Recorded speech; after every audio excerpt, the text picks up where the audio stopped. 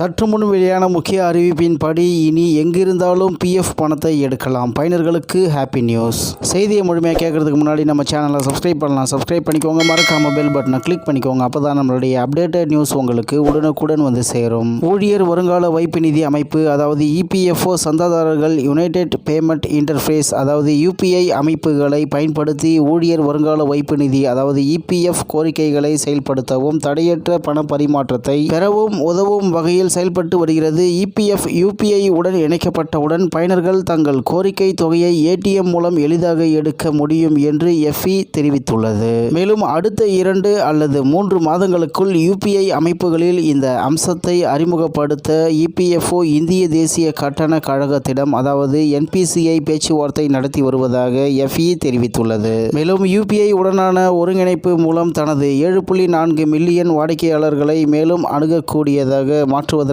EPFO இந்த மாற்றத்தை செயல்படுத்துகிறது. பணம் எடுப்பதை ஒழுங்குபடுத்தவும் பயனர் அனுபவத்தை மேம்படுத்தவும் தொழிலாளர் அமைச்சகம் ஆர்பிஐ மற்றும் வணிக வங்கிகளுடன் இணைந்து இபிஎஃப்ஓவின் டிஜிட்டல் அமைப்புகளை புதுப்பித்து வருகிறது. மேலும் இபிஎஃப் யூபிஐ உடன் இணைக்கப்பட்டவுடன் சந்தாதாரர்கள் தங்கள் கோரிக்கை தொகையை டிஜிட்டல் வாலெட் வழியாக எளிதாக அணுக முடியும். இந்நிலையில் யூபிஐ தொழில்நுட்பத்தின் சேர்க்கை கொள்கையின் காரணமாக தொலைதூர இடங்களில் உள்ள உறுப்பினர்கள் பிரதான் மந்திரி ஜன்தன் யோஜனாவின் பரிவர்த்தனை எளிமையை பயன்படுத்திக் கொள்ள முடியும். அடுத்த ஆண்டு முதல் தொழிலாளர் செயலாளர் சுமிதா தாவரா கடந்த ஆண்டு டிசம்பரில் அறிவித்தபடி இபிஎஃப்ஓ சந்தாதாரர்கள் தங்கள் வருங்கால வைப்பு நிதியை நேரடியாக ஏடிஎம்களில் இருந்து எடுக்கும் வசதியை பெறுவார்கள் என்று தகவல் வெளியாகியுள்ளது. இந்நிலையில் ஊழியர் வருங்கால வைப்பு நிதி அமைப்பு சந்தாதாரர்கள் யுனைடெட் பேமெண்ட் இன்டர்ஃபேஸ் அமைப்புகளை பயன்படுத்தி ஊழியர் வருங்கால வைப்பு நிதி கோரிக்கைகளை செயல்படுத்தவும் தடையற்ற பண பரிமாற்றத்தை பெறவும் உதவும் வகையில் செயல்பட்டு வருகிறது. இபிஎஃப் யூபிஐ உடன் இணைக்கப்பட்டவுடன் பயனர்கள் தங்கள் கோரிக்கை தொகையை ஏடிஎம் மூலம் எளிதாக எடுக்க முடியும் என்று எஃப்இ தெரிவித்துள்ளது என்று தகவல் வெளியாகியுள்ளது என்பது குறிப்பிடத்தக்கது.